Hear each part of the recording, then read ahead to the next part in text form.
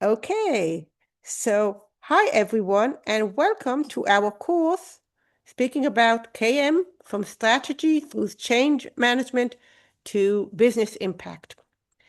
I want to apologize because while we are in the cluster speaking about culture, please see the rhymes, structure and culture, or cluster and culture, we had a small um, we changed the ordering within this session, within these sessions. And today we will have Carrie from China and Vincent, that we all know, but we'll introduce him with a minute, speaking about the conflict or the tension between sharing and hiding knowledge. These three sections that are speaking about culture are relevant not only to this course, but to all courses all the years. But of course, they are so not only relevant, but crucial, critical, whatever adjective you would like.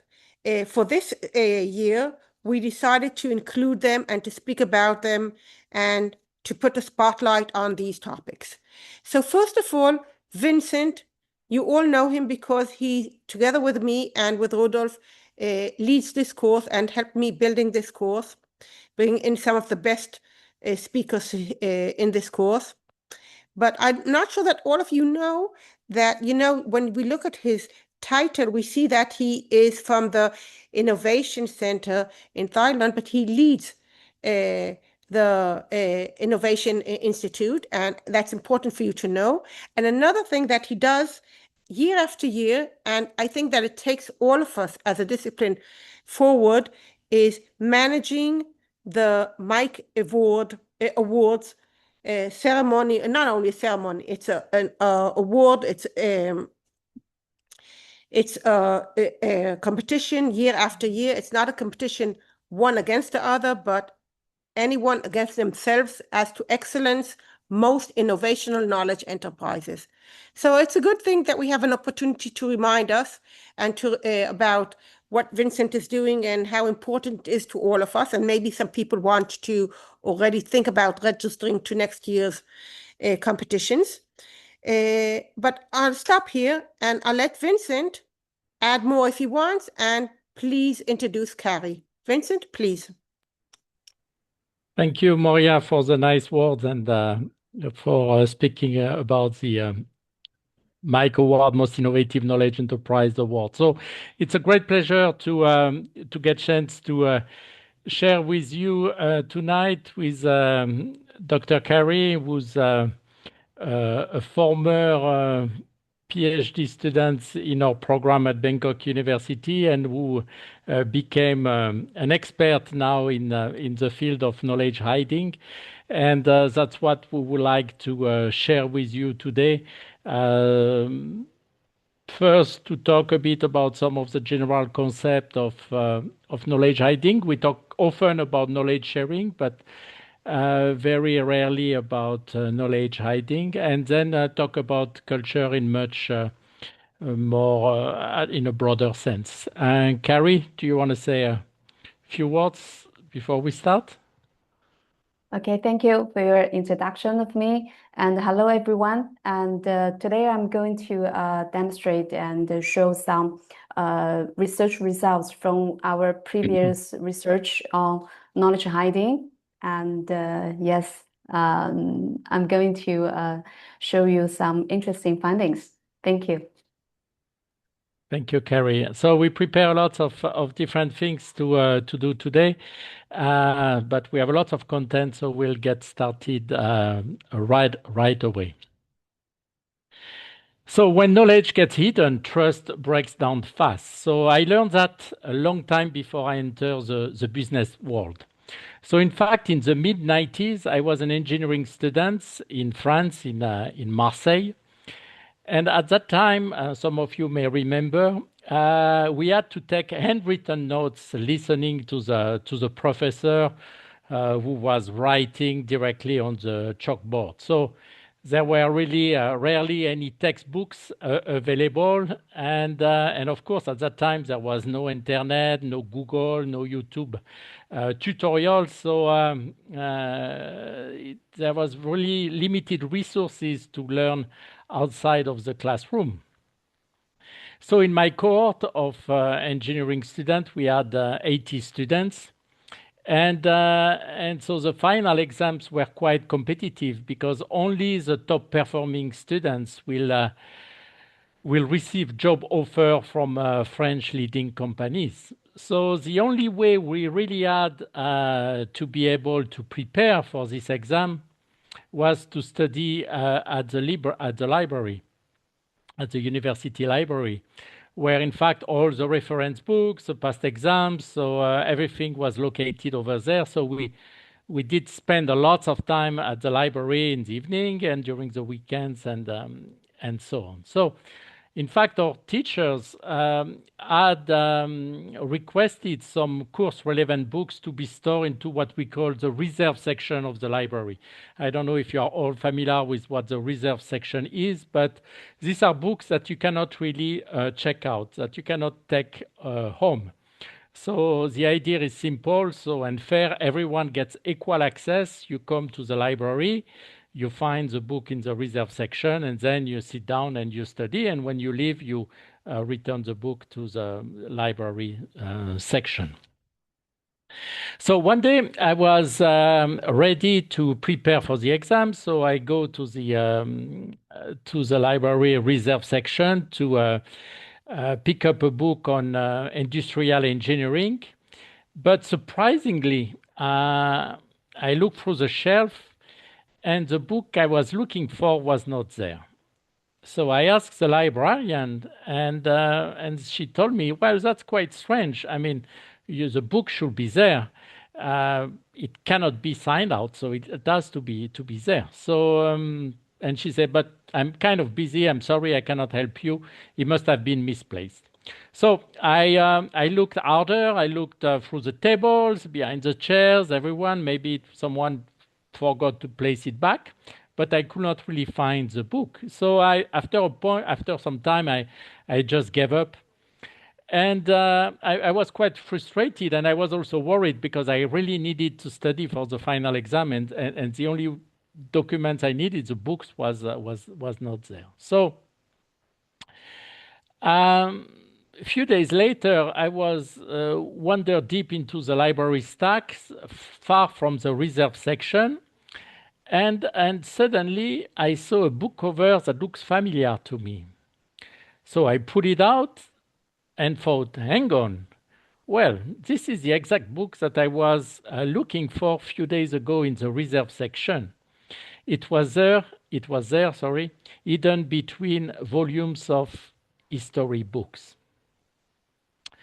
I checked nearby, there were more books related to industrial engineering as well as other past exam solutions and so on.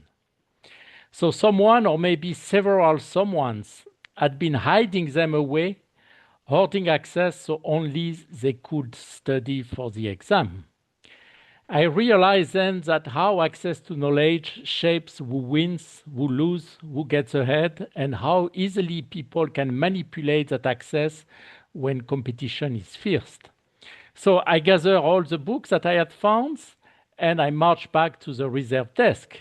And the librarian told me, oh, great, you finally found your book. Where was it? I told her, frustrated, well, it was hidden in the middle of other books in the history sections. Well, years later, in companies, I saw exactly the same behavior in a different forms. Reports not forwarded, customer insight held back, people keeping information close because it gave them an edge, and so on and so on. So that day at the library really stayed with me. So knowledge has power, but in a team, it only helps when people can get to it. So that's a story I wanted to share. And I would like to thank also Sean Callahan, who presented a few sessions back about storytelling, because he really encouraged me and also guide me on how to write or to relate these real stories that happened to me, and that made me realize really that the importance of knowledge hiding. So again, what we will cover today are just some general definitions that I will cover. Then we will talk about, why is it so important to talk about knowledge hiding? And then Carrie will share some of the findings she got in conducting some international research on knowledge hiding. We'll have a breakout room discussion, and then we'll have a few last remarks about KM and organizational culture. So let's start by a definition. As an academic, we always refer back to definition, and I think it's important for everyone to understand what we are referring to when we talk about knowledge hiding. So knowledge hiding is an intentional attempt by an individual to withhold or conceal knowledge that has been requested by another person. So this is exactly the situation which is highlighted here in blue. Someone asks you for some knowledge, and you deliberately not provide this knowledge to them, so you decide to hide it. So it's different from knowledge hoarding, where, for instance, people could be talking about something, and you have some knowledge that you could share with them, but you don't share it. So in that case, you were not requested, so that's why we call it knowledge hoarding. So knowledge hiding, there is a request, and you deliberately conceals that knowledge. So there has been a lot of research. Again, there are research on KM for the past 30 years. There was not much about knowledge hiding until, I would say, almost the past 10 years, and even over the past 3 to 4 years. If you look into all the academic journal on knowledge management, you have a lot of interesting research on the concept of knowledge hiding.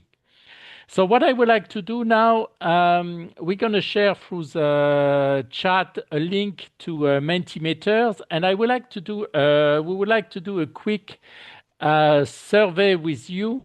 Again, this is anonymous, so you can be. Don't worry, we will not know who answered what. So answer openly. So we have 3 simple questions that we would like to ask you. If I can find my screen, let me share. Where is it? Sorry, just 1 second. Oh, here we go. The link is there. It's in the chat. The link is there. Okay, and let me. Okay, here we go. Let me share the screen. Okay, so the first question is: in your work environment, to what extent do you think knowledge hiding is common? So just answer it, and again in the chat room you have the link to the Mentimeter, so you should be able to answer with your phone or your computer. So we will a few seconds.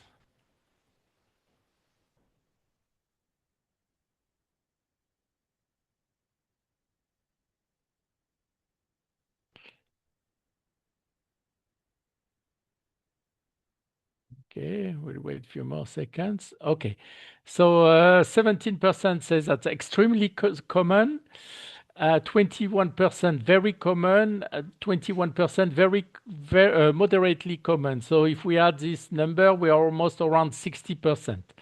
And then you say 5% not common at all. Okay, that's interesting that you believe that there is no hiding happening. Okay, well, that might be true. I don't challenge it. Okay, let's go to the next question. The next question we ask you: have you ever hidden knowledge in a professional workplace? So have you personally ever hidden knowledge? Again, that's anonymous, so I never do it. I rarely do it. I sometimes do it. I often do it, at least once per month, or I very often do it.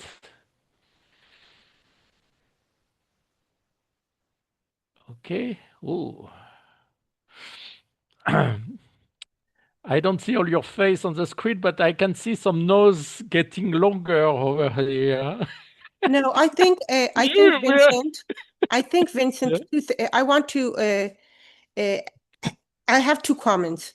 First of Tell all, me. we are knowledge managers, so we are not typical users because Okay. we do believe in the ideology of knowledge sharing. It's wired into us. So that won't be the typical user in the organization, A. Okay. B, I think that when we investigate these questions within our organizations, Yeah. and even more when we go to knowledge hoarding, it differs very much within our department and the people that we think it's important to, and those in other departments. Because I think that within departments, within units, the situation is so much better, and we have silos that are not sharing between the different. So I think it's more complicated than yes, no, or a lot, Yeah. or sometimes. Sure. Yeah. It's just to get a rough sense if you, if you, in some situation, feel, and we will see, later on we'll discuss more about knowledge, I think, but just to get a sense. You're perfectly true, Moria, but, we have presenters who have problems sharing their slides, right? But they present into the KMJM course too. So you have some of them that say they practice what they preach. When it comes to share their presentation slides, they are not open to do that. Okay, that's just a side note. Let's go. Okay, so most of you rarely share knowledge, which is good, which is nice. And again, as you said, Moria, now for those of you who have been hiding knowledge in some particular context and situation, what were the main reasons why you hide knowledge? Why did you hide knowledge? So again, there will be few of you who may answer this question, but if you have hidden knowledge in the past, why did you do it? Okay. Okay, so we get a large variety of reasons. Due to the lack of trust. Okay, very important. We'll talk more about trust later on today. Great. Okay, let's wait for a few more seconds. For political or competitive strategy reasons, okay, due to confidentiality reasons, okay. Okay, great. So we can see that trust is somehow one of the key reason why people lack of trust in this case, not trust, but lack of trust is one of the reasons. Okay, wonderful. Thank you so much for your openness, and let me share again my screen and come back to the PowerPoint presentation. Here we go. Oops. Okay. Is there anyone who would like to share a personal story about a situation of knowledge hiding? No, not because they have hidden knowledge, but they have seen knowledge hiding happening in a situation that was important or whatever. Does any one of you has a short story to tell, or where you have experienced knowledge hiding in action? No? I can share that Okay, please. 25 years ago, when I started to be an expert on knowledge management here, Manfred also will share in a minute, I was afraid of sharing my ideas also to potential customers, because if I give them all the ideas before they see me, before they start working with me, maybe they think that they don't need me no more. And even more when I went to conferences, because all the competitors were there. But my mentor told me that I always will be 2 steps before others. So even if they learn and copy everything, and I'm competing on this knowledge, because having the knowledge and not sharing the knowledge is what can bring me the work, or I will be always 2 steps forward if I believe in myself. Those things that bored me to have this knowledge bring me to get faster and faster, obtaining more knowledge than others. And since then, I'm not afraid at all. Great. Yeah, I mean, that's a very good example. Thank you for sharing. And that's what expertise is all about, right? So that's why when we interview expert, I mean, even if they are sharing everything, they will always remain the expert and the hard work they have put, or all the thinking they have put into action. That's something we cannot easily copy. Yes, Manfred. Thank you, Moria, for sharing. Manfred, you have also a story to share? Vincent, I really like your story to the library, and I think the elders experienced similar stories, different to, for example, students who are learning these days with e-books or electronic carriers. And I think that's absolutely crucial for the setup and the definition, because the book is not knowledge, right? It's a tangible asset, which is the one or the 10 books which we have in the library for access or not.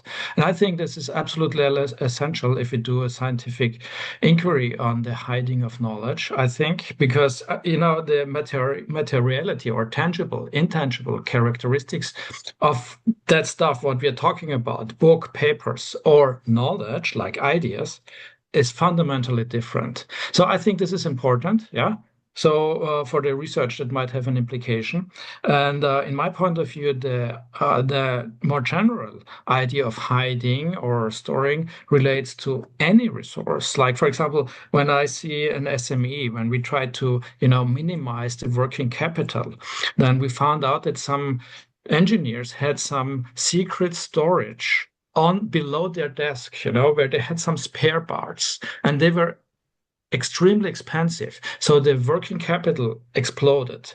And one of the initiatives was to, reduce the working capital because the spare parts are extremely expensive, to free the funding and financial capabilities of the organization. I think that makes sense from the, financial side. But the consequence was that the engineer could not immediately respond to his own client or his team projects, and there is some reason to keep the spare parts hidden in my department. So maybe that triggers some additional questions in the knowledge domain as well, because there we have to invest the learning time. Sorry for being long. Thank you. No. Thank you so much for sharing this story. So it's another it's knowledge artifacts, more or less, but indirectly, which have some. Thank you so much for both of you for sharing. Yeah, so there is this old Dilbert cartoon about a quick joke about knowledge hiding, but that's a bit what it is all about. So. In fact, there are few studies, but there are some studies that try to measure the cost associated with failing to share knowledge hiding, and so this has been documented. So it shows that yes, it is happening in organization, and this has an important repercussion or an important cost for organization, and this is considered as a knowledge hiding is considered as a counterproductive work behavior. So there is also the concept, if you bring it to the extreme, we talk also about knowledge sabotage, which is even bringing it to the next level, but we found the term to be interesting, so we just mentioned it. We're not going to talk about knowledge sabotage today, but it's part of the literature, and that's also an extreme situation of knowledge hiding. So usually when people hide knowledge, they do it through three main strategies. The first one, and I will explain each of them in more detail, the first one is playing dumb. The second one is rationalize hiding, and the third one is being evasive. So first one, playing dumb. So when someone is playing dumb, so they just say that, well, they are ignorant. So you ask them, do you have information about this, or do you have knowledge on how to solve this challenge? And they say, oh, no, I don't know. I've never heard about it, or I was not involved, or whatever. So they will play dumb. So of course, you cannot get anything out of them. Even so, you may know that they have the proper knowledge, but they just say they don't have it.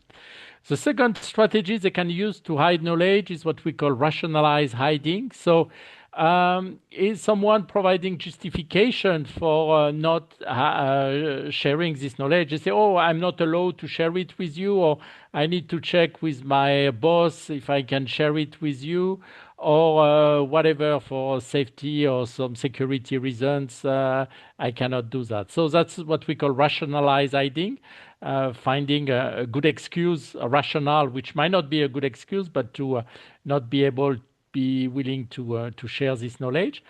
And the last one is what we call evasive hiding. So is where the hider provides incorrect information or misleading information, or promise you to share it. Oh yeah, I will share it to you right after our meeting, and then you will never get anything from them, or eventually even share some knowledge which is not even correct, or partial knowledge. So these are usually the three well-documented strategies that people use in order to hide knowledge. Now, you may be familiar with Stan Garfield infographics, where he compiled a lot of summary of a lot of different topic of knowledge management. I think he has more than 100 different infographics like this. So as we can see, there are lots of different reasons why people don't share knowledge, and we don't have time to go over them. But again, you will have access to the slide after that. It's not an evasive hiding statement. This would be a real statement. In fact, Moria already has a copy of them. Okay, now there is something that sometimes we don't realize, is that knowledge hiding and knowledge sharing are not on the extreme of the same continuum. So they are different constructs. So it means that what drives knowledge hiding is different from what drives not sharing knowledge. So this might be a bit sometimes different to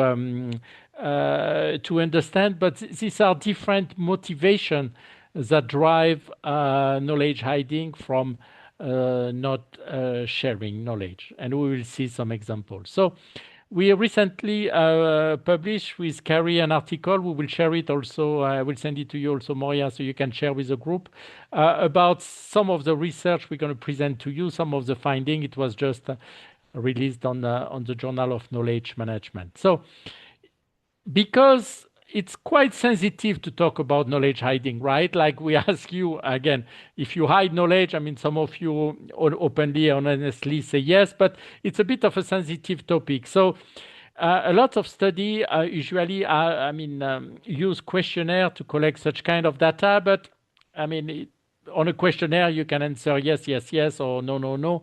It's not really, it's quite difficult to really understand if people are honest about their answers. So we decided to use a different approach. We developed what we call a serious game, where the players, so we pre-recorded more or less a storyline, and the player who plays this serious game will be asked at different stage of the scenario to share knowledge.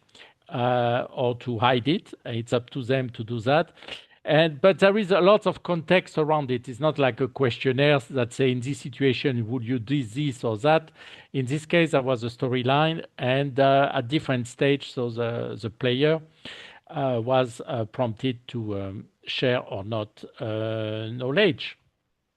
So, in fact, they had 4 different choices. We didn't tell them openly what these choices were, but they could fully share the knowledge that was requested to them, or they could partially share it. So, or they could play dumb and claim that they didn't have it, or do some evasive hiding and say, okay, well, I will send it to you later, or I will have to do it in a different way. So we also, I mean, as Manfred mentioned early on, so we also, during the games, there was different type of knowledge that was requested to the player. So we had what we call experience-based knowledge, like lessons learned, best practices, things like this. Some codified knowledge, that will be the example of the book that I used in the story early on, but it could be also some reports or whatever. And then some relationships. So asking the player to share with, again, with person in looking for knowledge, some to introduce them to some of their contact or whatever. So this is another type of knowledge. So just to go rapidly, so we also ask them, we try to measure, for instance, if the past reciprocity relationships that people had in the game influence their willingness or not to share knowledge. So if someone has shared knowledge with you in the past, will you be more likely to share knowledge with them again? Or if they have hidden knowledge from you in the past, are you more likely to hide knowledge from them again? We use also so psychological ownership and scarcity of knowledge. So we look at different type of knowledge. Some of knowledge were very valuable to the owner, and again, that's something they may have worked for a long time on it. And then is it more difficult for them to share it or not? And we also looked at, I mean, if this knowledge is requested by email, or is it requested through instant messaging, or if it's requested through a meeting like now, through video conferences, are they more likely to share it using one of these media channels? And the last thing we also were interested to look at is that if the request comes from one of your peers compared to if the request comes from one of your boss, are you more likely to share or not based on the hierarchy level? So all the player, Carrie is going to explain in more detail, but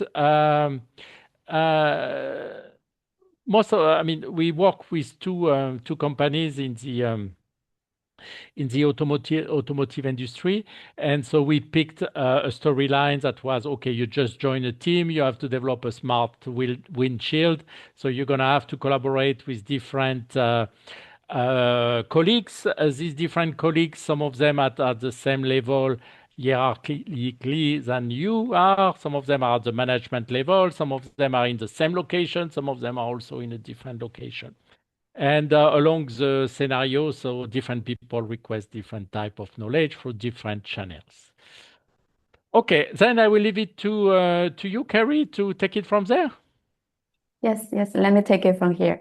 And so we conducted our research in 2 different countries. If you can, Dr. Vincent, please. Yeah, yes, thank you. So here we conducted our research in 2 different countries, which is China and Germany. And all the participants in our research are not workers in this field. And we have got 76 participants from China and 187 from Germany. So these 2 companies are all well known, and they are big companies and big names, but for confidentiality, we are not allowed to release which companies we are working with. So they are big companies, and both have very large scale in terms of manufacture, and both of them deal with international business in the country and over outside the country. And in total, we have the sample size of 263 participants in total. And due to the company policy, we have only collected the gender information in terms of demographics. So the other things are kept confidential. An overview of the participants' knowledge sharing and hiding behavior shows that generally people share, of course, more often than they hide what they know from colleagues. But in terms of different countries, we see the different frequency. And Chinese knowledge workers hide more often than their German counterparts in terms of hiding behavior. And when we have a close look at their hiding behavior, here, next slide. Can you, Carrie, in each country, you had one company or many companies in each country? Oh, only one company from each country. So we don't know if it's the DNA of the company or the culture of the company or the culture of what country they come from. So it's not really representative, but we can say China company and German company, not speaking about Germany or China. Okay, Chinese company and the German company. Yes. Yes, those from these two different companies operating based in different countries. So when Yes, we look in, yeah, we cannot generalize to China and Germany as a country per se, but just to the to this specific unit of these two companies. Yes.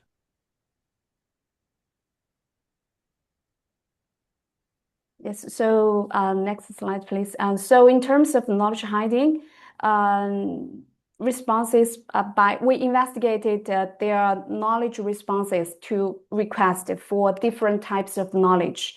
That is experience, documents, and relationships. So we can see that an overview from this overview, we can see that the knowledge workers in the German company hide more often experience, while the knowledge workers in the Chinese company hide more. Sorry, could you click, please? Yes. So for the Chinese for the knowledge workers in the Chinese company, they usually they hide more often relationships. And if we look into their behaviors in a different perspective, from the four behaviors, and we can have a different view. So first,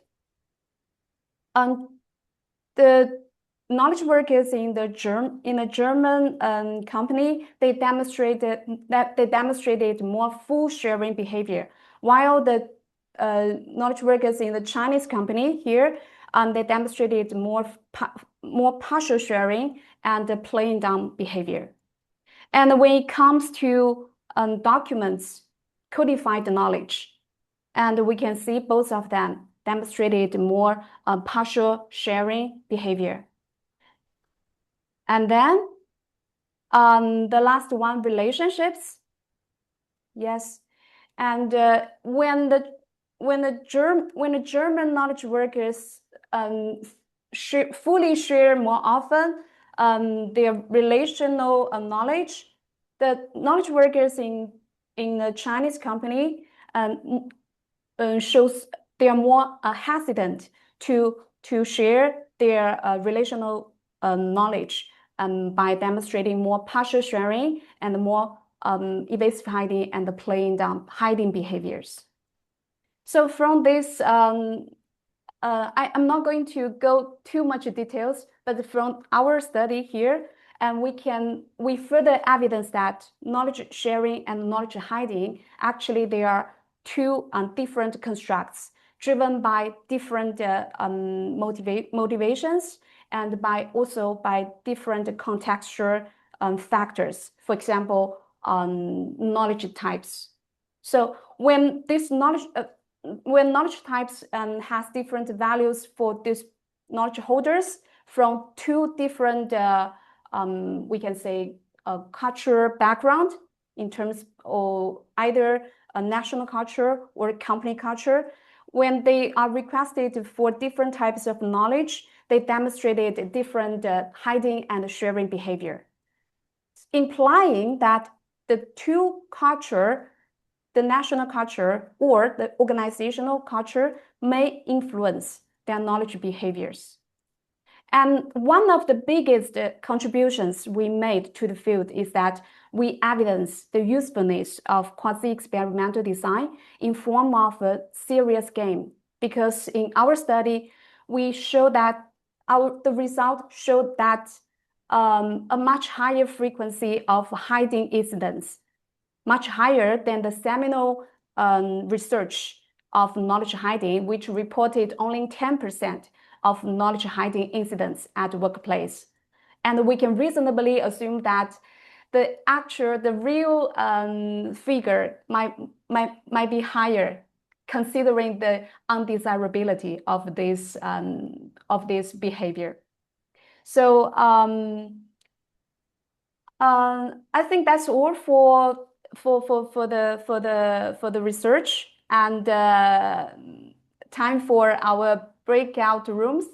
Let's discuss and identify actions that could help reduce knowledge hiding behaviors within an organization at the workplace. How much time? 7 or 8 minutes. Is it okay with you, Maria? Yeah. Of course. Okay. There we So go. yeah, we would just like you to to see your Oh, I think it's and no, that's and fine. I That's just fine. want to No, share, no. before you go out, please, I just want to share with you, I have here the link to the Miro board because I think that we didn't share it yet. So just a minute, let's copy the link. I have it here. Copy link. Let's put it in our chat. Okay, so now you can go to the rooms.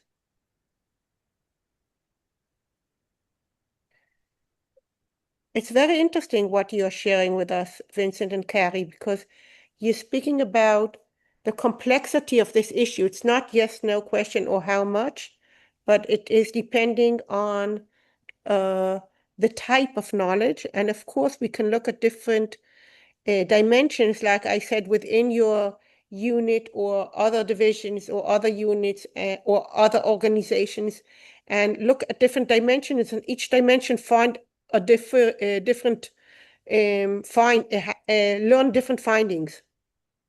Correct. Yes, and it's so many parameters to take in consideration that yeah, it's interesting. It's quite complex at the end of the day, and there is no easy answers to it. But yeah, it's interesting to explore. Yeah. You know, the problem is that we always are trying to simplify things, because if we will have 5 dimensions and each of them how they the way that they influence, it will be maybe too difficult to hold a model of what to do.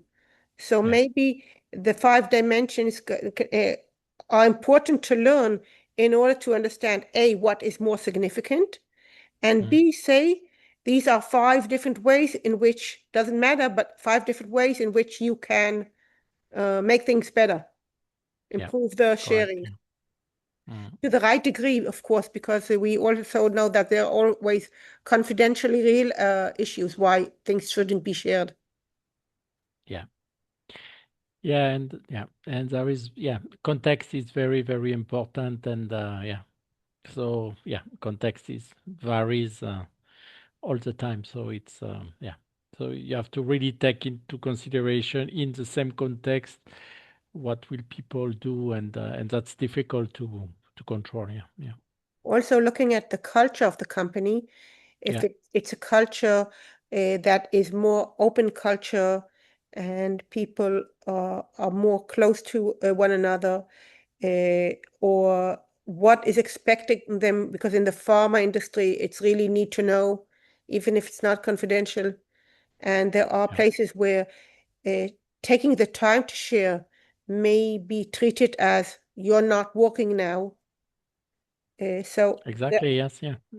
there are many different aspects, and you just opened the idea that take one aspect and start checking it, examining it, and it can be a base for many additional research papers. Or For sure. Yeah. But it's one of the finding what was interesting, because we didn't know if people, I mean, playing this serious game will, I mean, you could say, yes, I share, right? I mean, there is nothing at stake. So we were, at the beginning, we were not sure if people will really take it seriously. And they did take it seriously. And even so, it's a game, 20% of them at some stages hid some knowledge, so which is interesting to see as a behavior. So it means that in a real context, they are probably even more likely to hide knowledge when there is when there is real yes. knowledge at stake. Yeah. So you're speaking also, it also takes us to personality of people, how ambitious sure, they yeah. are, how competitive they are, and what Yeah. they'll do in order to win.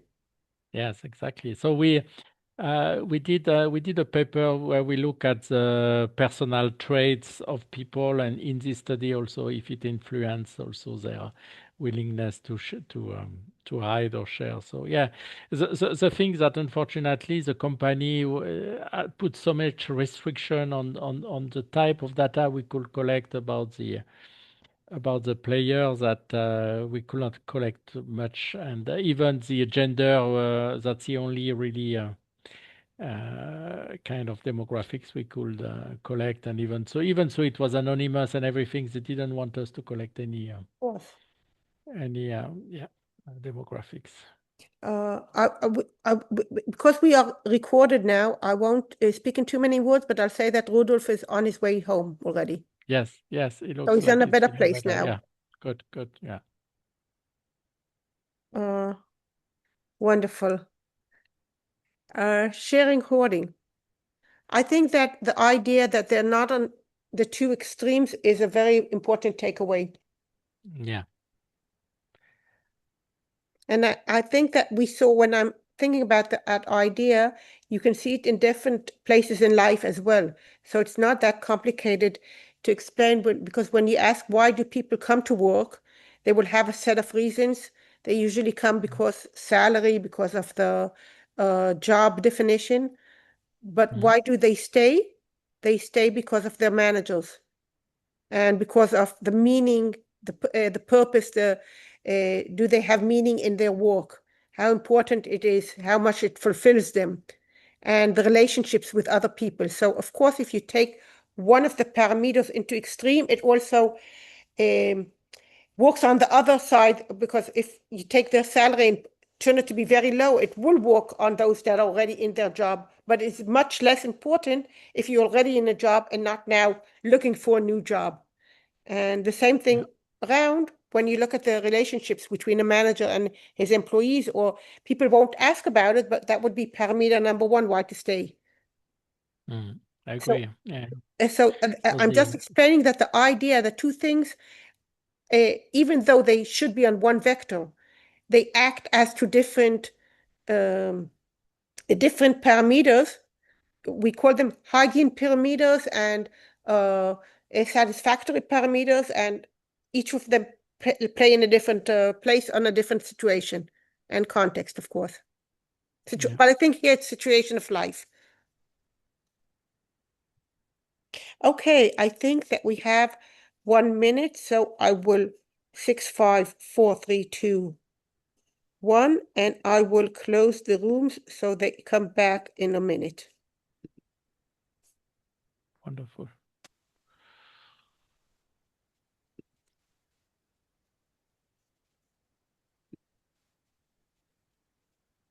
I opened 5 rooms, so I don't know if you're going to look at the answers. I've been looking at them, but we have very few time left, so I wonder if I should go through them or not yet. What do you think? You can just ask anyone if they want to share something based on it, and continue from there on. Okay.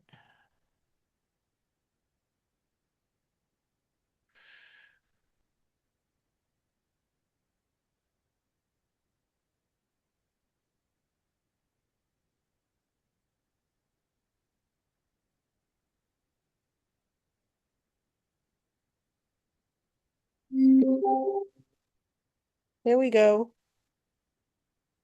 People are joining back. Okay, welcome back, everyone. So we hope you had fruitful discussions.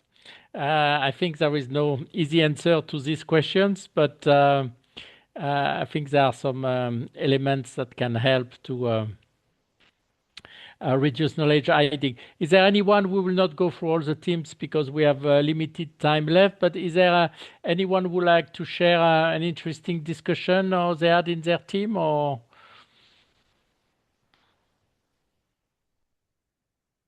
We were looking through the... Brave. Yeah, okay. Great. So let's take advantage of the 10 minutes we have left. Carrie, would you like to take on this one? Are you Yes. here? Okay. Yes, I'm here. So I noticed there's something in the chat and just related to this question. Can knowledge hiding be positive too? So I'm not sure who said that, but I remember what he or she said.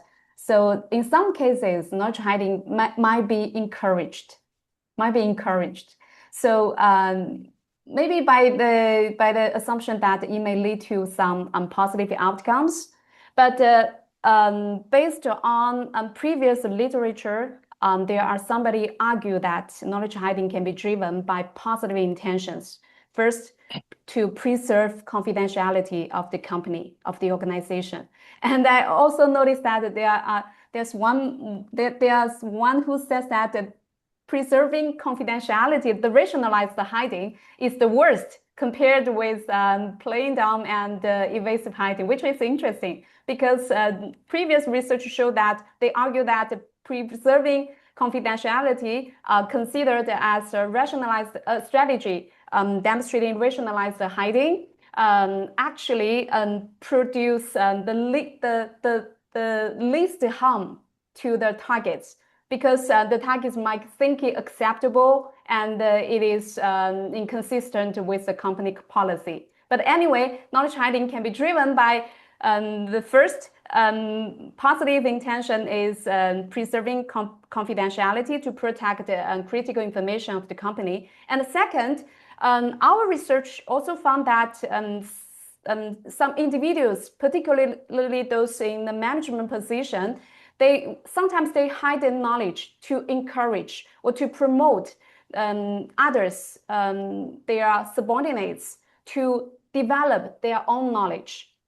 So this is also one of the positive intentions. And third, it might be knowledge can be hidden to protect a third party's feelings or interests. So by restricting some information knowledge and spreading, maybe the third party's interest can be protected.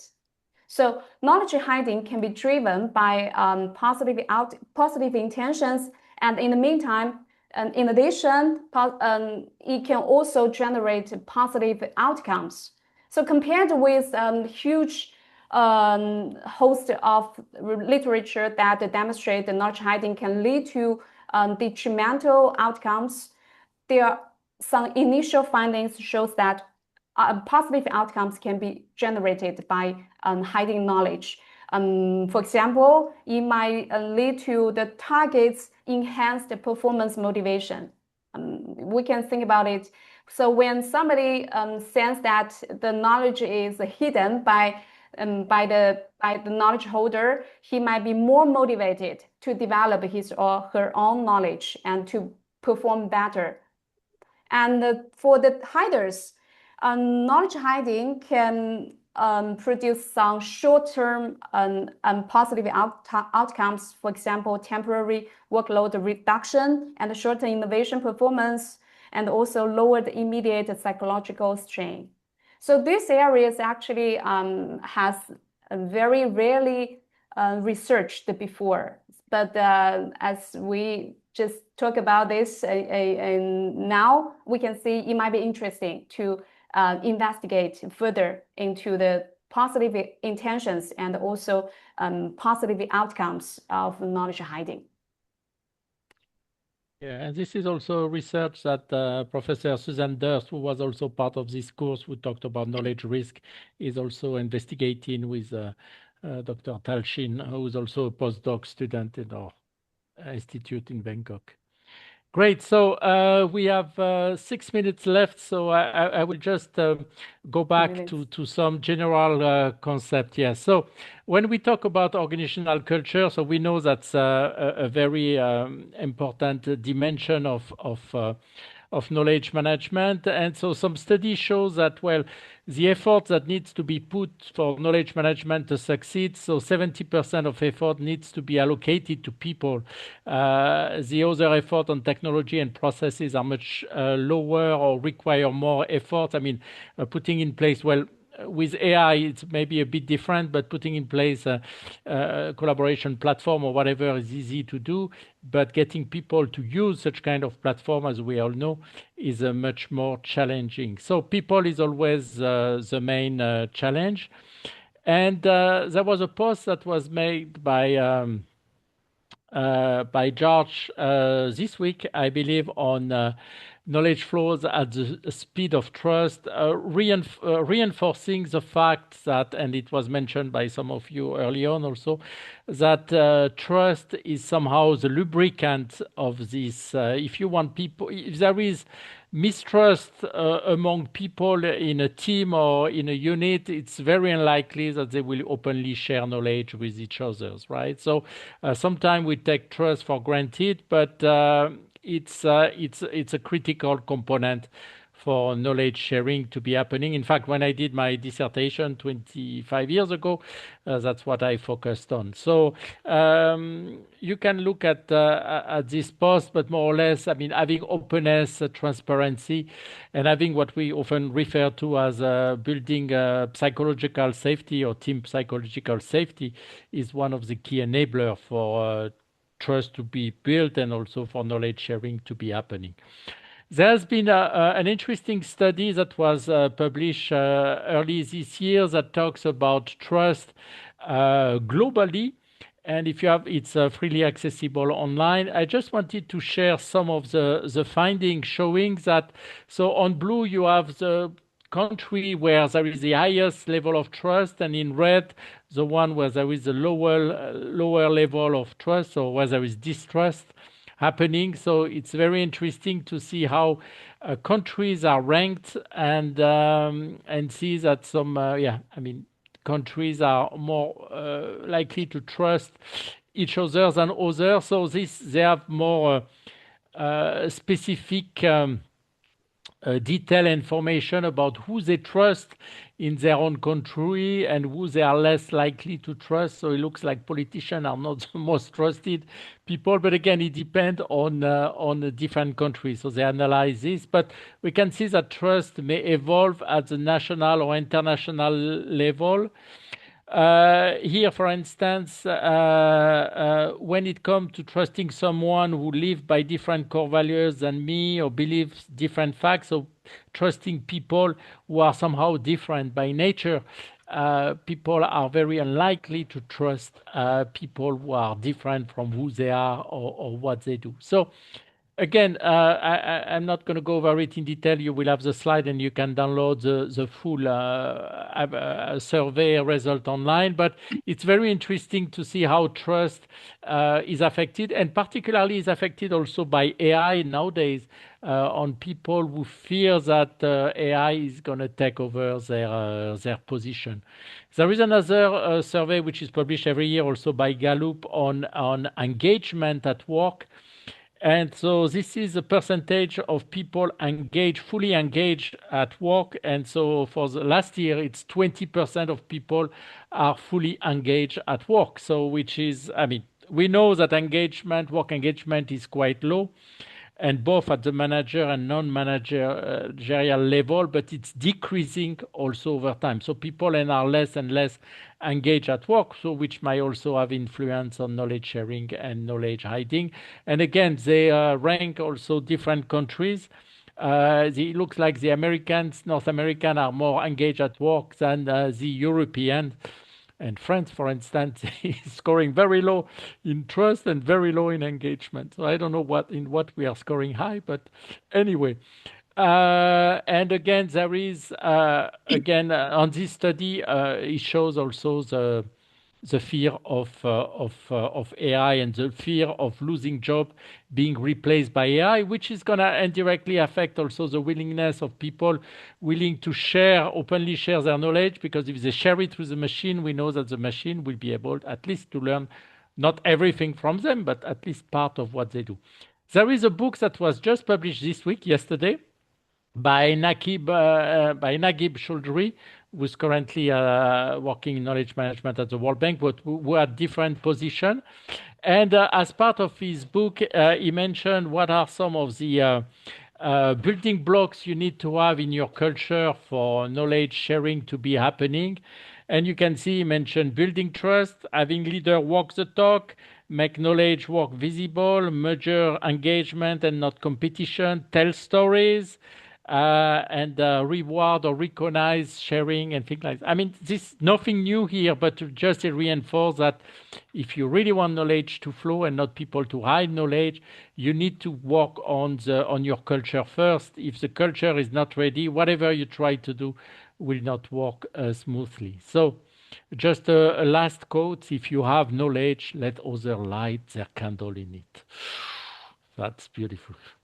Okay, well, thank you very much. We had to rush a little bit. Feel free to get in touch. Well, you see us quite often, but if you're interested by such kind of topic, we are always happy to collaborate and or to discuss with whoever you want. And yes, and the slides are already on Moria's deck. So thank you all very much for listening, and sorry for rushing a bit at the end, but we were able to cover what we wanted. Hopefully it was useful. Thank It was you so much. amazing. I want to Q&A. share with everyone that we started our preparations for KM Week 2026. It will start on October 19th, the week itself, and we will be holding a meeting on June the 3rd in order to start thinking about ideas, how to be innovative this year and do more and better than last year. So please start thinking, save the dates, October 20. That's when we start celebrating our knowledge management wonderful discipline. Next week, Rudolf hopefully will be with us. So take care. See you all next week. Bye-bye. Thank you. Bye-bye. Thank you. Bye-bye. Carrie. Thank you. Bye-bye. Bye-bye. Ciao.